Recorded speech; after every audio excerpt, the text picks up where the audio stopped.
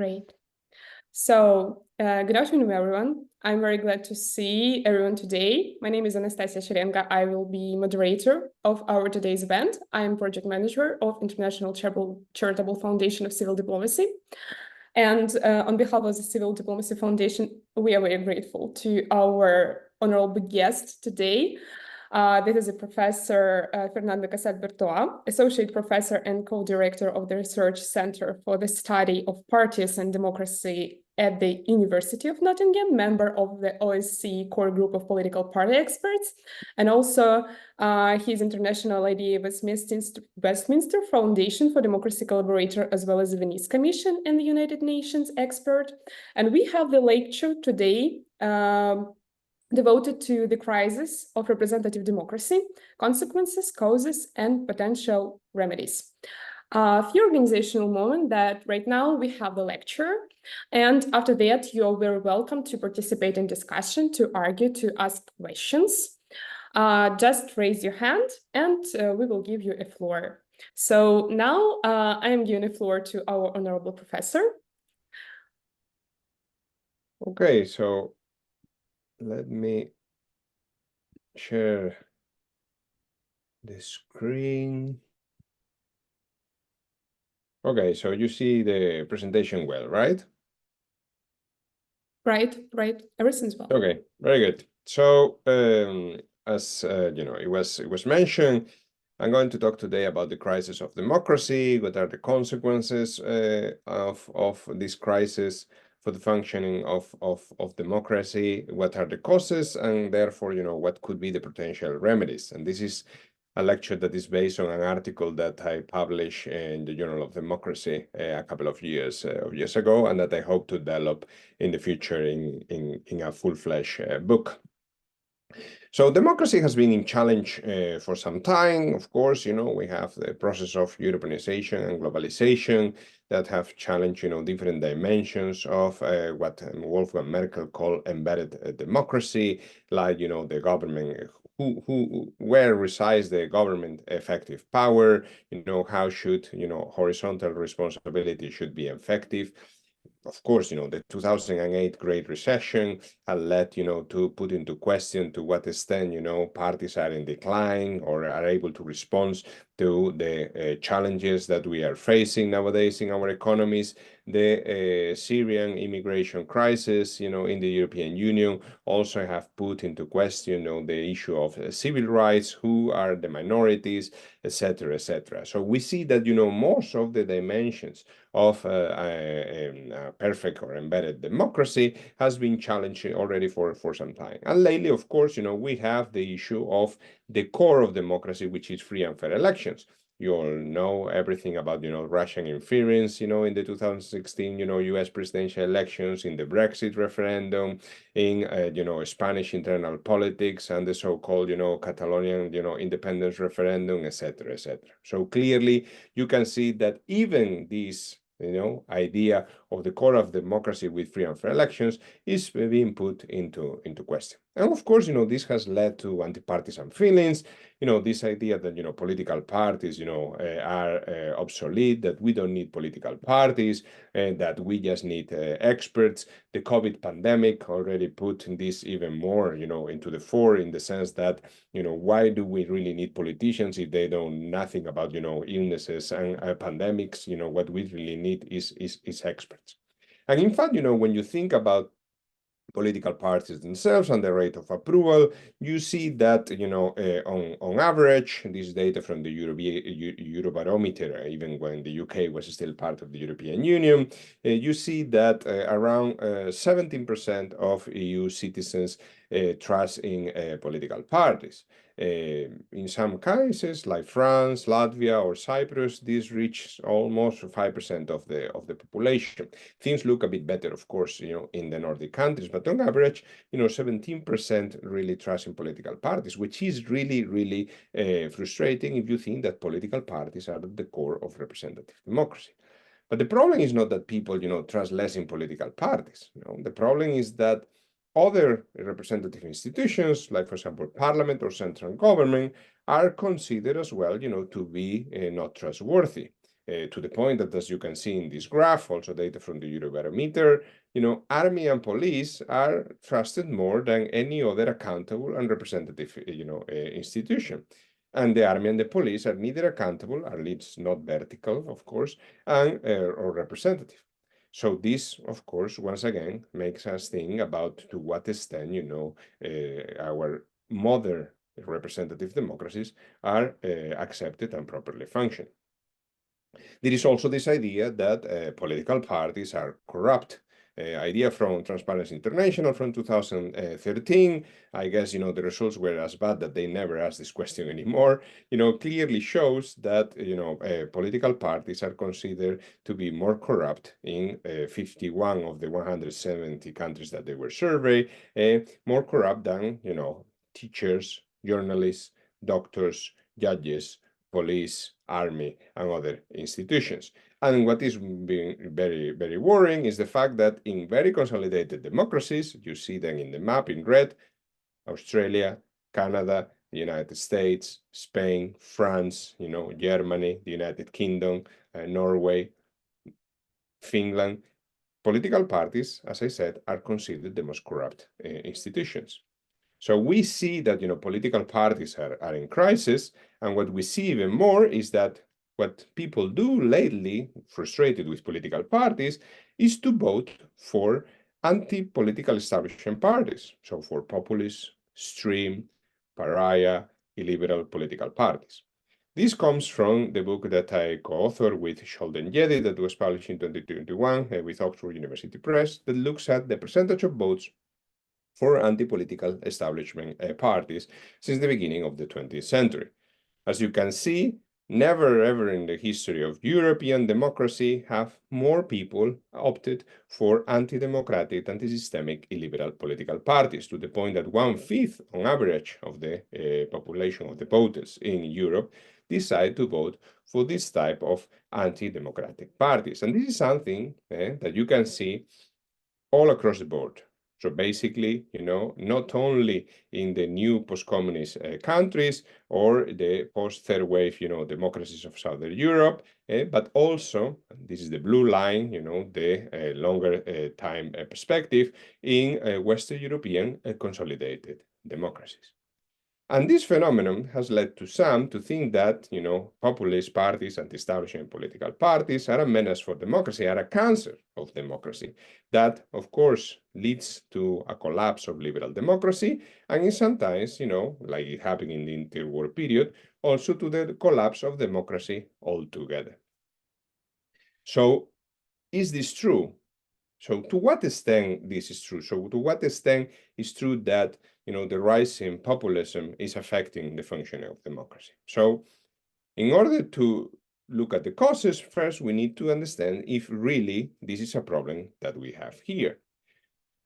Using data from my observatory, the Party Systems and Government Observatory, you can find all the data in my website, whogovers.eu, that covers, all European democracies since the Second French Republic in 1848.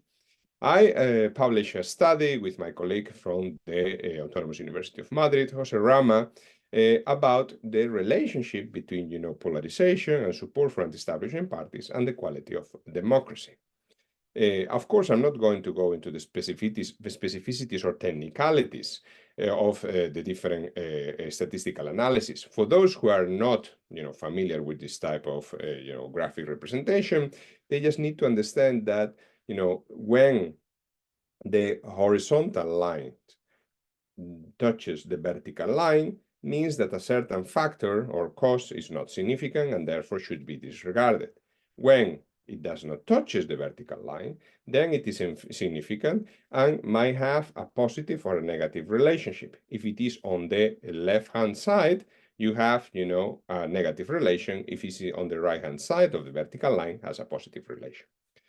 In this analysis, we look, of course, at the support for anti-political establishment parties, which is marked in red, but we also control for, economic development, UC GDP per capita and GDP growth, the number of parties, electoral volatility, the disproportionality of the electoral system, the type of regime, and the age of democracy. The important thing to understand from these different statistical models is that in all of them, it is clear that the support for anti-establishment parties has a significant and negative effect on the quality of democracy, meaning that the higher the support for anti-establishment parties, the higher the level of polarization in a country, the lower the quality of democracy. And you can see it here even more graphically, the negative significant relationship. And no matter if we look at the more newer democracies of the post-communist Europe or at the most consolidated ones of Western Europe, voting for anti-establishment parties lead to a lower quality of democracy, and in all dimensions of democracy. So these graphs show that voting for anti-establishment parties, increasing polarization, has a negative and significant effect on electoral democracy, liberal democracy, deliberative democracy, participatory democracy, and egalitarian democracy. So once we have scientifically shown that yes, we have a problem, then what we need to do is to understand why we have a problem. Why is that people vote for this type of anti-democratic, anti-systemic, illiberal, in general, anti-political establishment parties? Well, when we look at the literature, when we look at the scholarship, we see there are basically, 3-4 main explanations. The first one is, of course, economy. It is this idea that when people have empty pockets, they just simply resort to those who propose simple solutions to complex problems. So therefore, the alternatives that are being proposed by this type of populist anti-establishment parties. Then there is another school of thought, who thinks that, well, in reality, political parties themselves, and especially mainstream political parties, who are to be blamed, because, they have stopped mobilizing the voters and the citizens. There has been a mutual withdrawal from the electoral arena of both political parties and voters. So the distance between voters and their representatives, the political parties, is higher than ever, to the point that political parties have taken refuge in the state. They have left the electoral arena, and they are now more representatives of the state. And you can see that now they don't need the voters, and they don't even claim to look for the voters, except every 4 years for the elections, to the point that they are, for example, financially dependent on the state. In many countries, up to 80% of their funding comes from the state. So they don't need, as traditionally in the mass political party, being financed by their members. They have also put themselves in a special position within the state. So they have constitutionalized themselves. They have passed regulations that protect them against, any possible backlash. So they have become what Ingrid van Bissen, a professor of the University of Leiden, has called public utilities. They represent the state and not the voters anymore. And of course, voters are not stupid, so they opt for those political parties that claim to be representing the people, which are the populist, illiberal political parties. A third school of thought, more American, thinks that in reality, what is happening is just simply that, society has changed, right?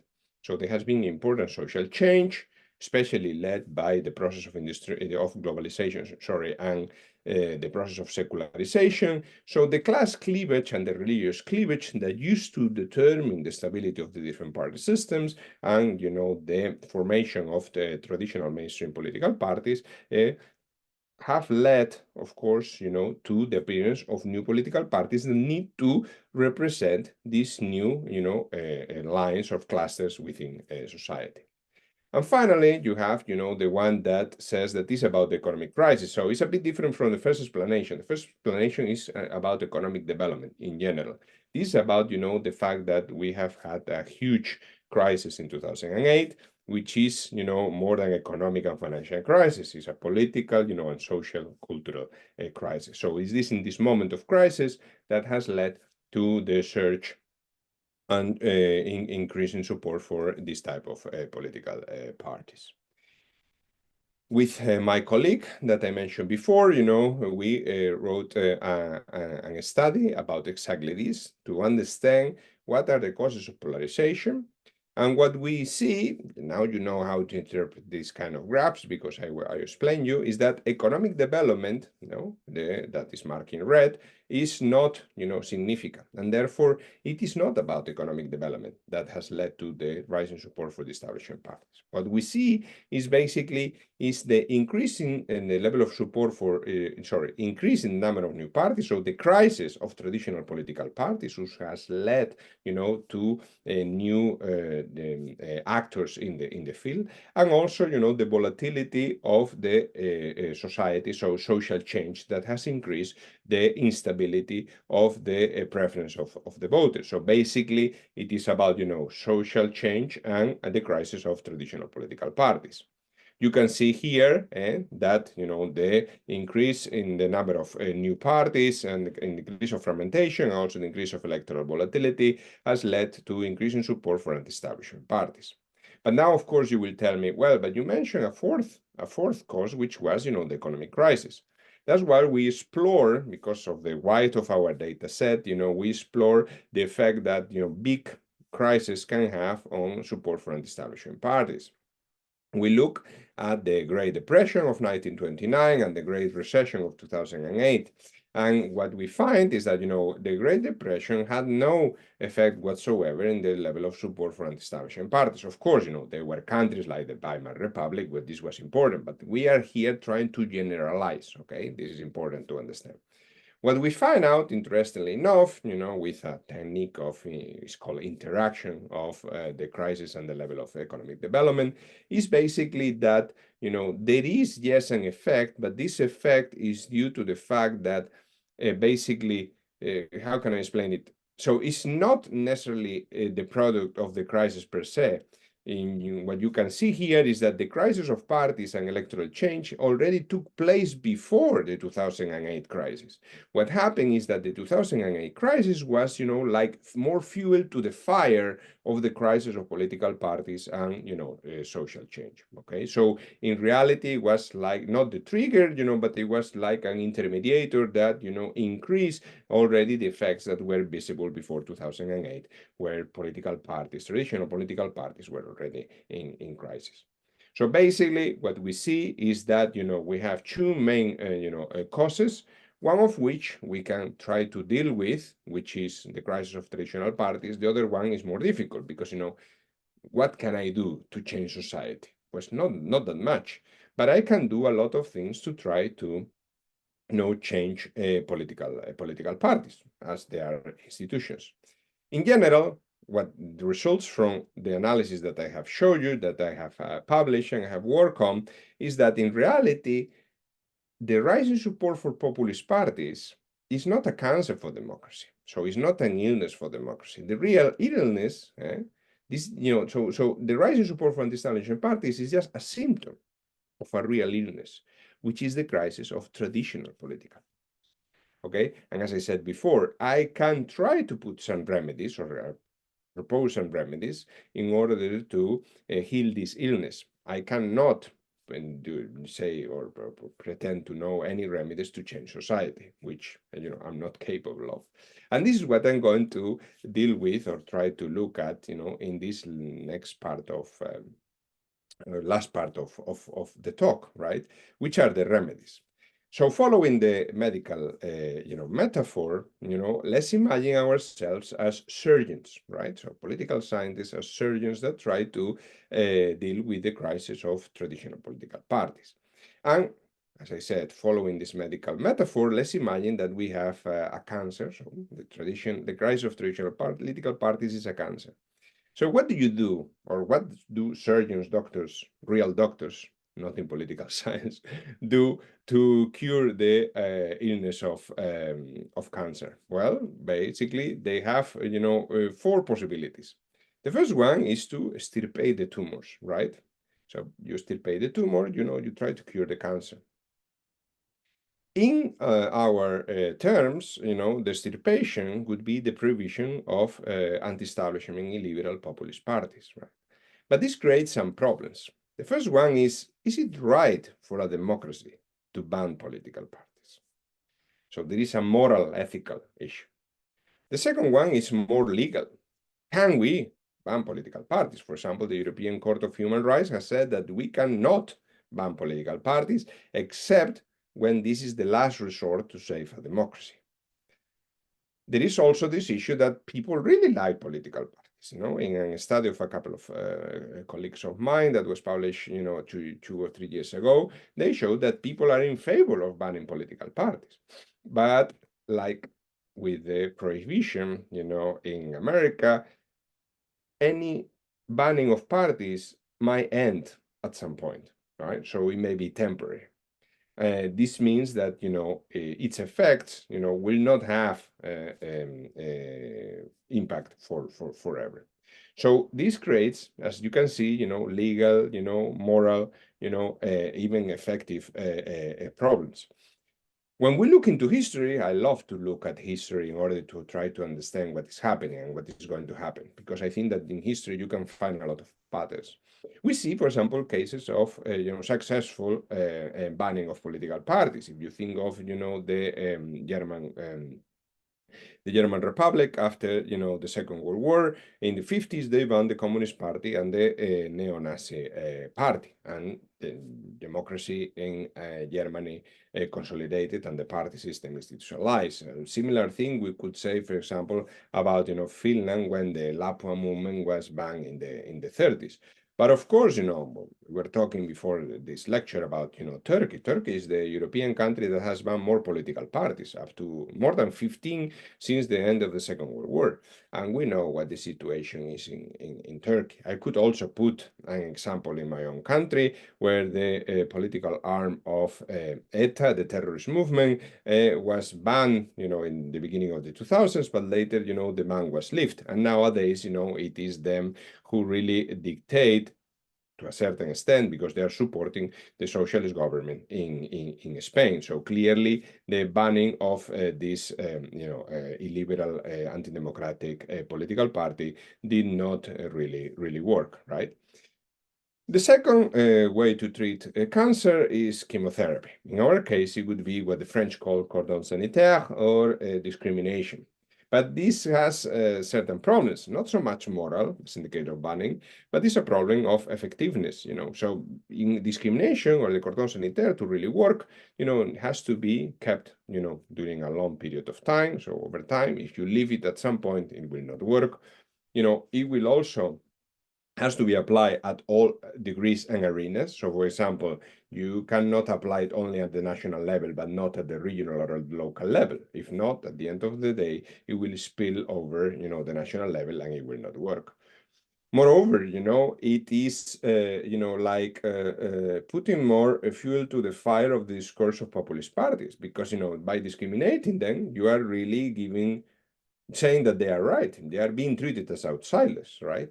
And this may create what I call the martyr effect, because people say, "Oh, you see, they are right. These establishment political parties, the mainstream parties are discriminating. Then we should support this type of parties that they say that really represent us, represent the people, and therefore may have the contrary effect." And I think the last elections in France are a clear example that the cordon sanitaire does not really work. In cases of success and failure in history, we have some cases of success. For example, in the Czechoslovakia in the interwar period, the 5 main political parties, that was called, the Penka strategy, were always in government coalition in order to discriminate the communists on the left and the German Nazis on the right, the German minority party on the right. And Czechoslovakia was the only Eastern European democracy not to collapse. Of course, it collapsed, for external reasons, the invasion of the Third Reich, but is a different thing. Also, when you think of the so-called First Republic in Italy, where the Christian Democratic Party made coalitions with socialist, liberals, social democrats, Republicans, in order to avoid any participation in government of the communists on the left and the neo-fascists on the right. And the Italian democracy consolidated after the Second World War. But as I mentioned, I think the French, elections clearly show that the cordon sanitaire doesn't work. The Belgian example also against the Flemish nationalists, which is the most voted party in the country, also clearly showed that, cordon sanitaire does not work. The third treatment against cancer is what is called hormone therapy, which in our case would be a kind of reconciliation. So this is strategy that if you can't beat them, join them.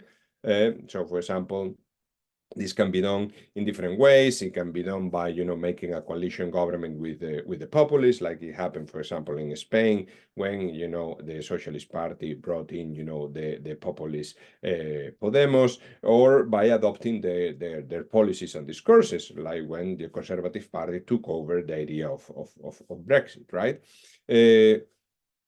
Unfortunately, this idea does not really work well, especially for those parties that take into consideration, this strategy. We know the results of the last elections in the United Kingdom, how it went for the Conservative Party, how the Conservative Party may split, into two, and also, how things are going in Spain are not the best neither, right?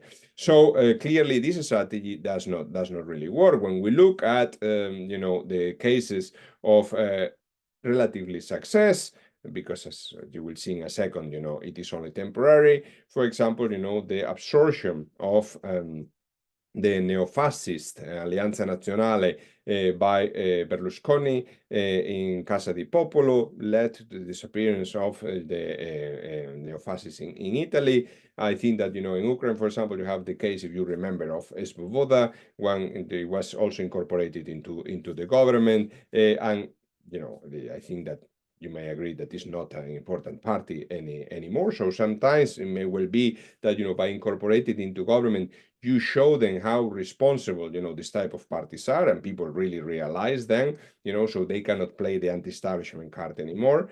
But of course, in Italy, for example, now we have Brothers of Italy in government, or in Poland, where the Conservative Party, Law and Justice, make a coalition with the populist League of Polish Families and Self-Defense, in reality became a populist party itself by absorbing these two parties. Yes, the success was that these two populist parties disappeared from the face of the Polish party system because the main Conservative Party became a populist political party. So this is not really a story of success, but I would say a story of failure.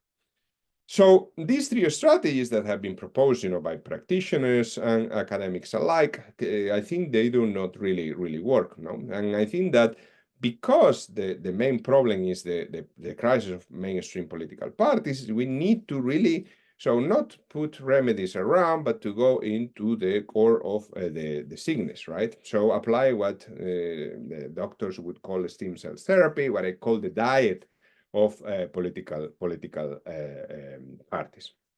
And what does this diet include, in the menu? Well, I would say that there are different elements. I'm going to touch upon, a couple of them today in this lecture. So the first one is institutionalization. I think that it is essential that political parties are institutionalized, and this is something that may seem obvious, but you don't see anymore. So new political parties invest very little on their institutionalization, on the strengthening of their organizations.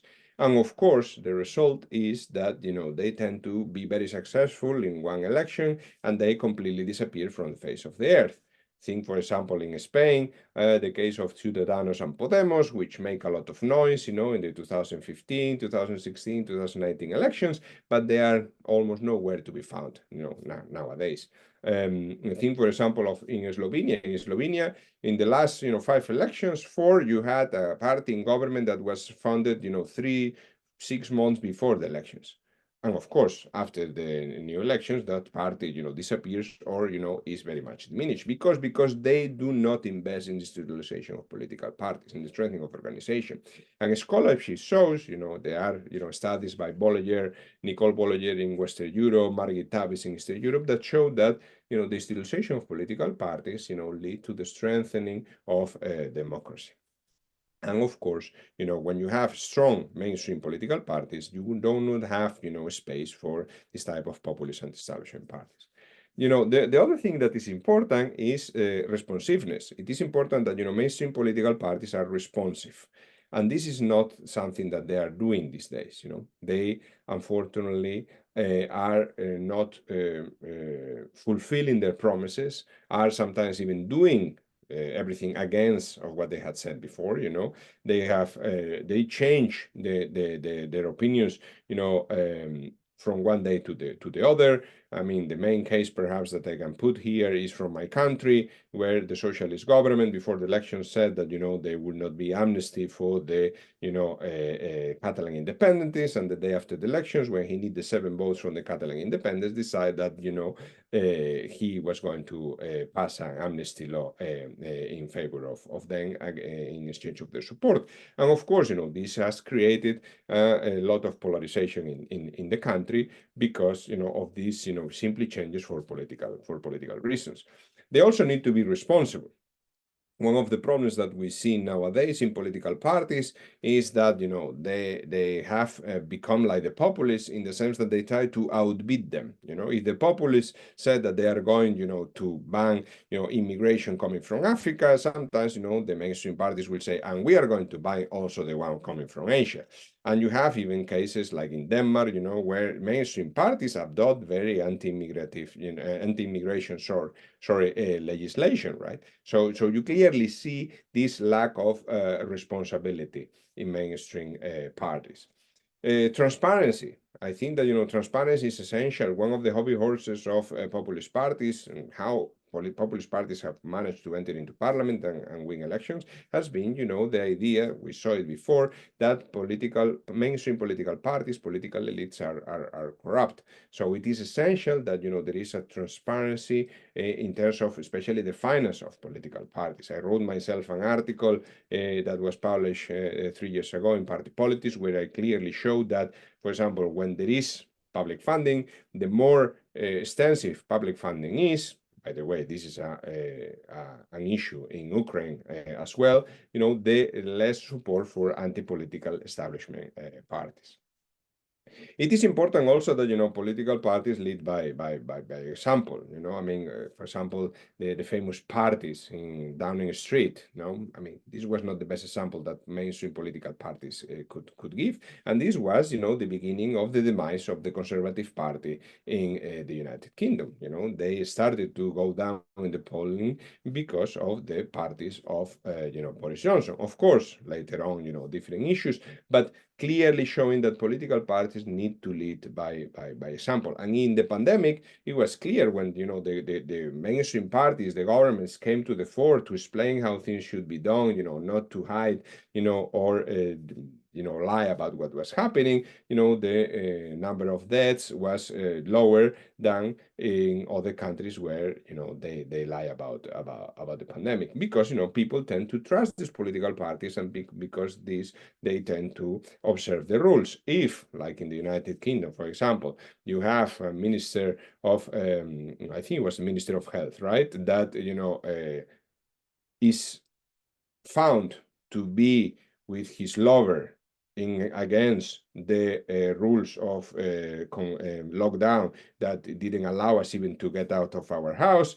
So, clearly why you are going to respect, the rules if you see that, the politicians are not doing the same, right? So clearly they need to lead by example.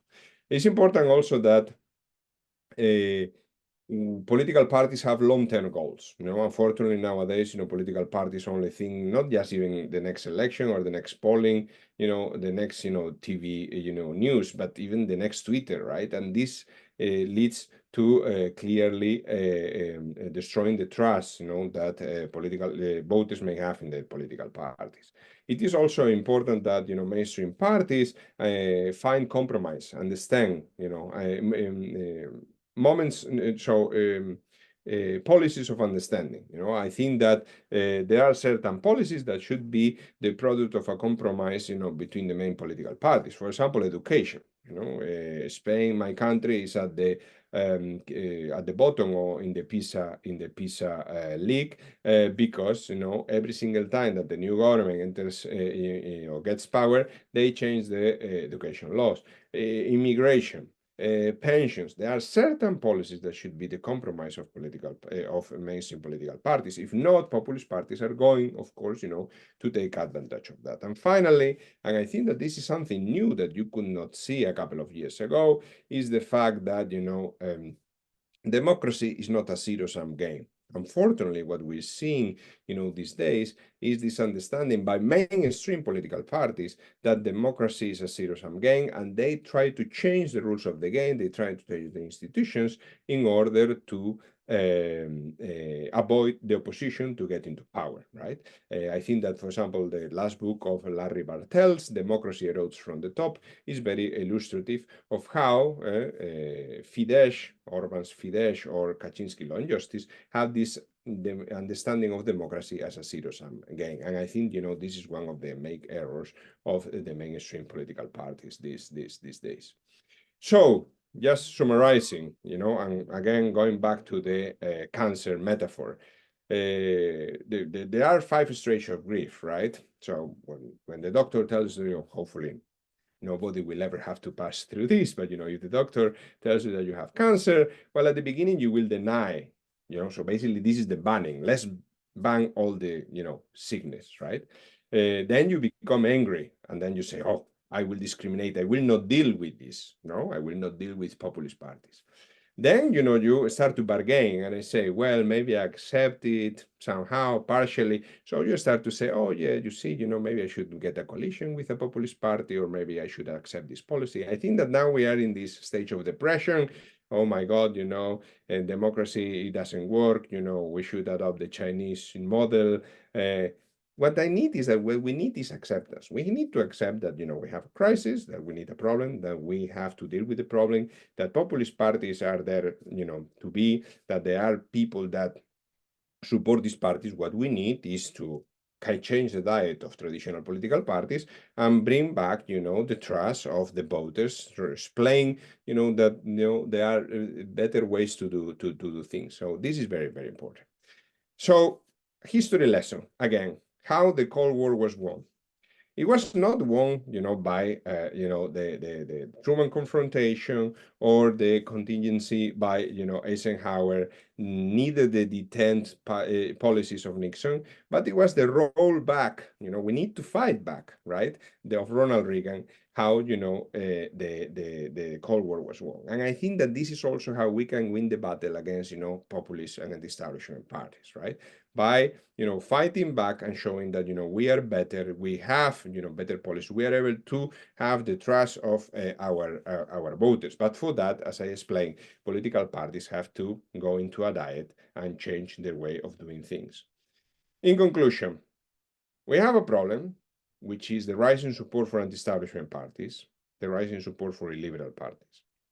I think the last French elections, once again, are a great example where, basically 2/3 of the voters go for the streams of the political spectrum.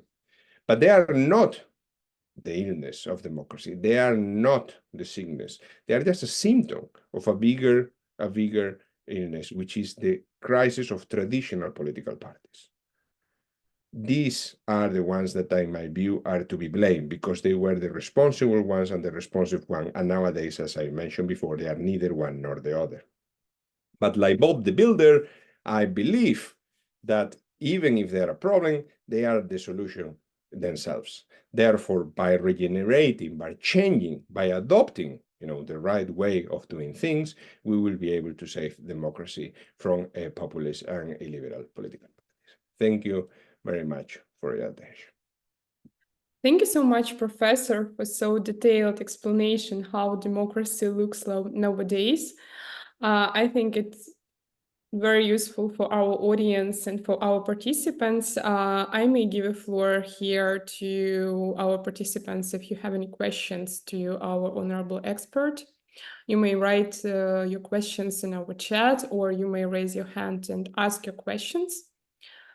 While you're thinking, maybe I will be the first, because following the last narratives about the elections in France, for instance, and following your article about the general strategies how to work with such parties like Marine Le Pen. But, well, seems like in European countries, there is a tendency right now for this point of marginalization. Because like if I read the news, I see that right after the procedure of elections, I saw that the process of investigation of corruption of this party had been already started by prosecutor in Constitutional Court in France or something like that. So maybe it would be better to somehow co-opt the key ideas and the key requests to the general establishment of France instead of marginalization the party. Because personally, I'm afraid that as much we marginalize the parties, the more chances we have to observe the splash of the right-wing ideas in the European countries in the not the nearest future, but there is always a chance to see such tendency. I don't see that I'm right, but just as a hypothesis, maybe how can you comment this? Well, I mean, as I said, marginalization is what I call cordon sanitaire, right? So this was the second strategy, and I think that I agree with you. I think it does not really work. By marginalizing these parties, the only thing that you are doing is to, increase this martyr effect. Meaning that because they are marginalized, you are giving them, the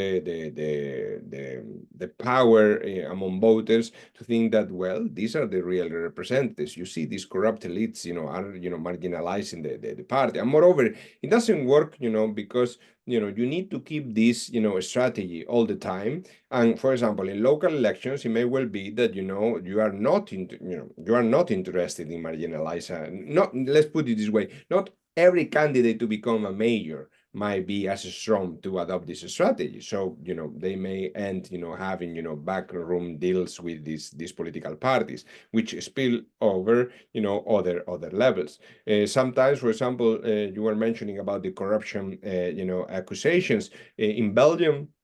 The previous, so the current, new Flemish, party was preceded by, I think it was Vlaam Lang, and they were basically also accused of illegal financing, and they have to, let's say, close business. But they just created a successor party. So in reality, this didn't work neither. The only thing I disagree with you is perhaps the fact that we don't need to incorporate the key ideas of the populist party. What we need is to consider the problems they bring to the fore. So I think that, so once I wrote an article in the conversation on how populist parties are an opportunity. So I think that, populist parties are good at detecting key problems. They are very bad at, proposing solutions. So this is where I differ from you. Maybe you were thinking like that and you just simply, didn't express it the way I understood. So maybe it's my fault. But, I think, for example, immigration. Let's think of immigration. I think we have a problem with immigration. And especially, we need to understand that, immigration is problematic in terms of security, in terms of welfare state, and there is an issue. This does not mean that immigration is bad, not at all, but what political parties, mainstream political parties need is to have a constructive debate on immigration. It's not that, socialist parties come, no, immigration is great, let's bring everybody in. Or like conservative parties say, no, we don't want any immigrant, right? No, I mean, immigration is good in the sense that, it, for example, helps to sustain the welfare state. Nowadays, because, there are no, Western, especially in Western Europe, people don't have children anymore. How you're going to pay your pensions if you don't pay taxes? How you raise more taxes? By having, immigrants come work and pay taxes, right? But of course, this also creates a problem of integration, a problem of insecurity, a problem of, we have to, to face it, no? A lot of the criminality, is connected in many regions with immigrants, right? That doesn't mean that all immigrants are bad, no, not at all. But this means that perhaps, we need to think of a certain type of control, right? Or a medium solution between allowing everybody to come in and not allowing anyone to come in. But the problem is that, there is no such a debate among, mainstream parties, It's very ideological. If you are a socialist, you will say, no, let everybody come in. If you're a conservative, will you say, no, we don't want anyone. So this is the problem. So there is clearly a problem that the populist parties have brought to the fore, and I think that this is something that we need to take into consideration. Of course, the solutions that they pose are completely wrong. Right, yeah, thank you so much. And also, like, the problem of immigration touched even the most powerful democracies in European countries. Like you mentioned before, this is, for instance, Scandinavian countries.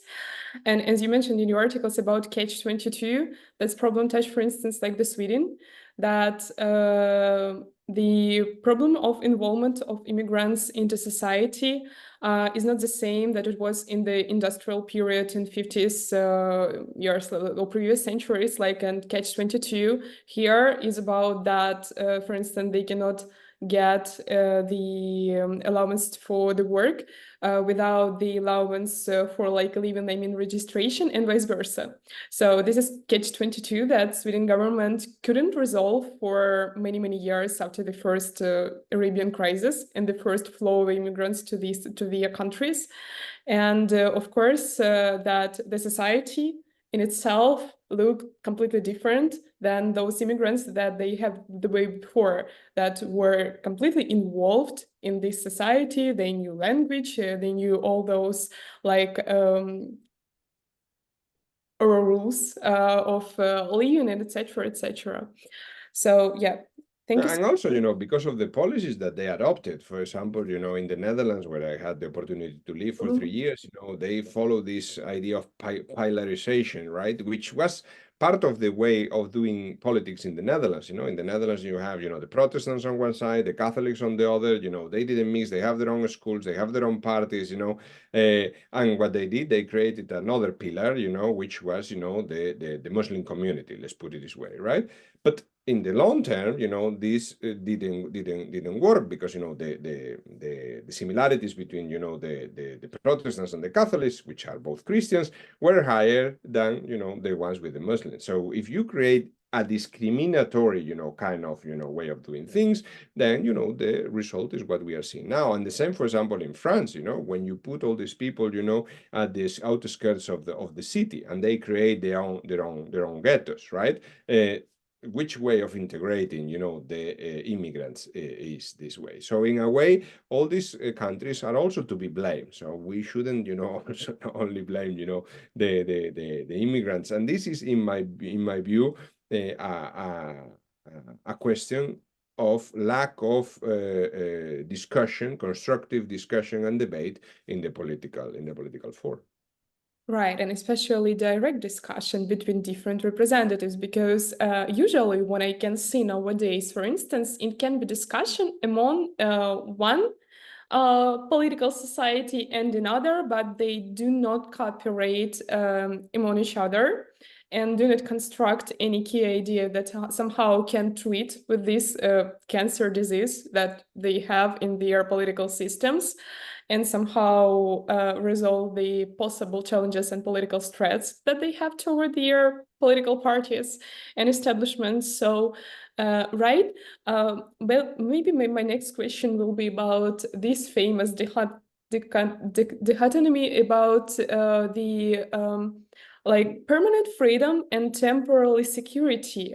Whether those people in European countries, they believe in those political populist parties because they promise them resolve, as you mentioned before, all their problems that they faced before, just to feel security. But they, of course, cannot resolve all their problems vice versa. They can create new problems. So is it the driving force can it be the driving force or not? But I don't understand the question. What can be the driving force? Driving force that they, as you mentioned before, promise to resolve all their problems that government faced before.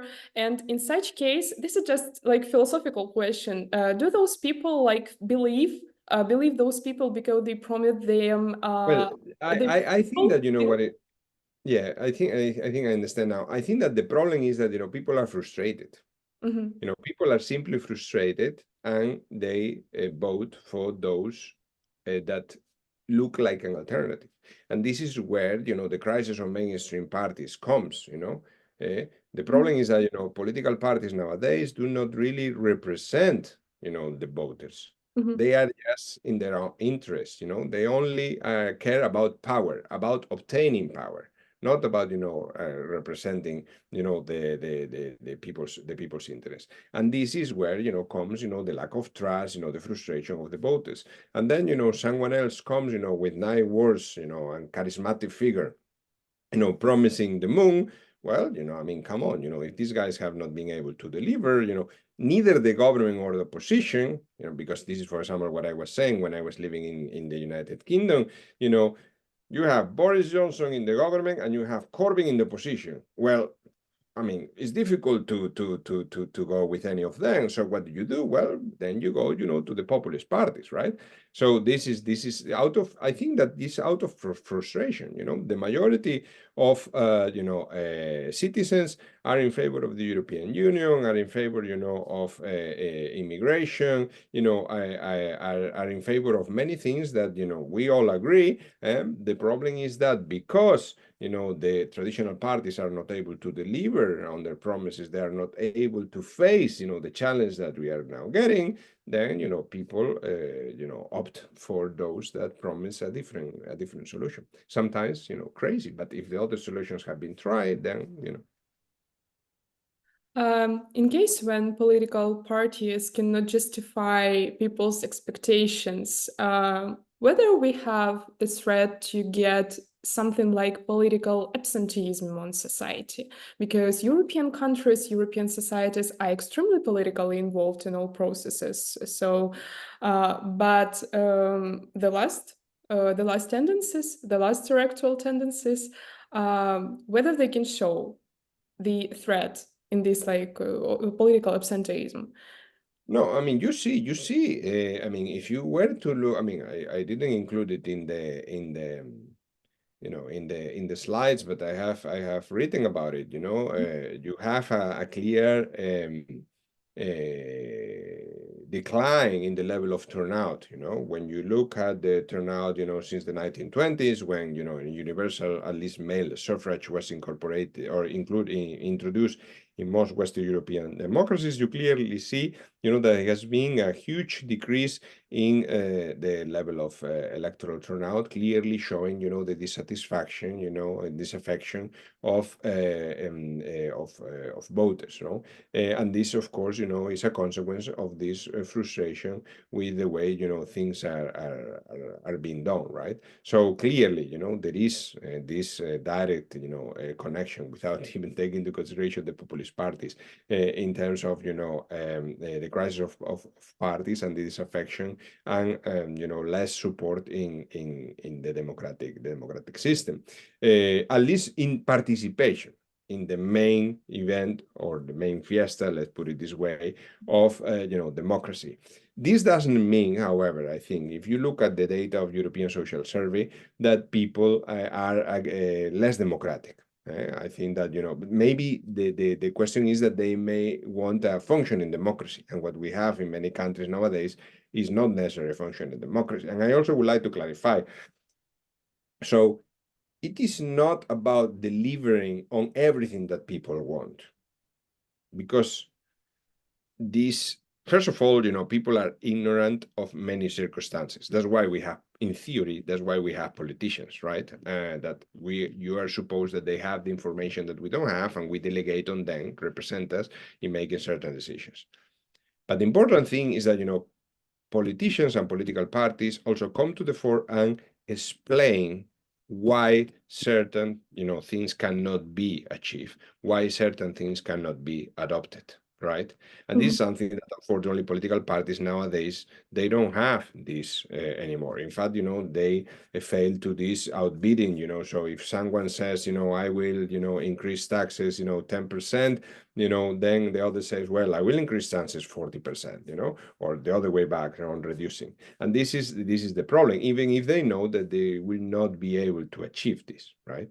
So I think that in this sense, it is important that political parties recover their educative function. Because, we shouldn't forget, political parties was an important center of education, People read, learn reading with political parties. Of course, nowadays, we don't need this anymore because, we have, a different times, but they need to have this educative function, and goes back to the immigration debate that we were talking before. I think that, political parties should, say, look, immigration is a good thing, we should have immigrants, but of course, there are certain problems that we need to deal. So this is I think that a lot of people that, think that immigration is bad, and they don't even have, because this is an interesting thing. Sometimes I remember, for example, in Hungary was, the most anti-Syrian immigrants, country. And, they had, 2% of Muslims in the country or something like that. They had not even, really a real contact. So it was just let's say, a fruit of the discourse of the government and the politicians, So what you need is, responsible politicians and political parties that explain things to their citizens. One of the problems, for example, of the conservative right is that they have this very arrogant approach to politics. They think that they know best. Well, maybe they know best, but they need to show to the public why they know best and why things are done. When you don't show this, you just are increasing this distance between voters and politicians, and people don't like that. Right. I do agree. So, well, does anyone have any questions? If no, I'm lack of questions anymore. I'm very grateful for this lecture. Thank you very much, Professor. Thank you very much for joining us today. We will post this on our Facebook and our YouTube channel. So please, someone who is interested to watch it again, please, you're welcome. And thank you so much one more time, everyone. I invite everyone to follow our page on our Facebook. And yeah, thank you, Sophia. And watch our lecture and participate. So thank you. My pleasure. Thank you very much. Until the next one. So see you next time, Professor. I hope in Kyiv. So you're very welcome to come and to have some events here. Yeah. Thank you so much. Have a lovely day. Yeah.